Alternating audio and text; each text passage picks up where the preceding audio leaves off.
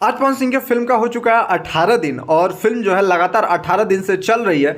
और आप लोग बहुत दिन बाद किसी भोजपुरी फिल्म के बारे में ऐसा खबर सुन रहे होंगे कि फिल्म जो है 18 दिन से चल रही है, फिल्म सुपर हिट हो चुकी है।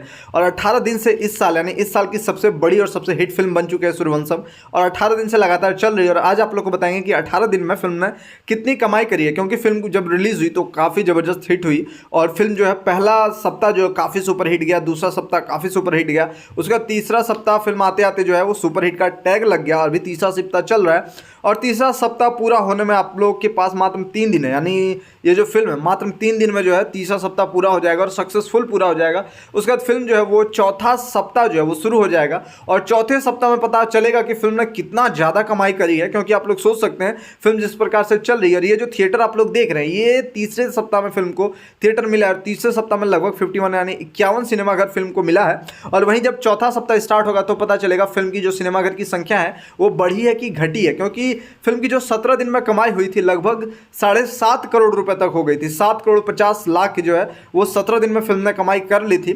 उसके बाद फिल्म की जो बजट थी 2.5 करोड़ में फिल्म बनी थी और मात्र 17 दिन में फिल्म ने 5 करोड़ रुपए का मुनाफा कमा लिया है। आप लोग देख रहे होंगे सुपर हिट का जो है पोस्टर भी आ गया है। मात्र 17 दिन में 5 करोड़ रुपए का प्रॉफिट भोजपुरी फिल्म में कमाना बहुत ही बड़ी बात है। क्योंकि फिल्म में पवन सिंह है और पवन सिंह काफ़ी महंगे एक्टर हैं, काफ़ी महंगा चार्ज करते हैं, और साथ में आस्था सिंह है इस फिल्म में। फिल्म की जो फर्स्ट डे कलेक्शन थी वो लगभग 26 लाख रुपए के आसपास थी, और साथ में फिल्म की जो सेकंड डे कलेक्शन थी वो 35 यानी 35 लाख रुपए के आसपास थी, और साथ में तीसरे दिन 40 लाख के आसपास थी। लेकिन चौथे दिन फिल्म का मार्केट बदल गया और चौथे दिन फिल्म की जो कमाई है वो 80 लाख हो गई। उसके बाद इस प्रकार से फिल्म की अर्निंग जो है वो चौथे दिन से बढ़ी। क्योंकि फिल्म जब रिलीज़ हुआ तो लोगों को लग रहा था कि नॉर्मल फिल्म होगा, लेकिन जब पवन सिंह का डायलॉग फिल्म में लोगों ने देखा और साथ में जब देखा कि फिल्म किस प्रकार से चल रही है, गाने देखे, तो फिल्म थिएटर में लोग जाने लगे। और फिल्म को यूपी, बिहार, झारखंड में रिलीज़ किया गया, साथ में मुंबई में कुछ सिनेमाघर मिले हैं और साथ में गुजरात में कुछ सिनेमाघर मिले हैं। तो इस प्रकार से फिल्म को रिलीज़ किया गया है। लेकिन पवन सिंह के जो फैंस हैं उनका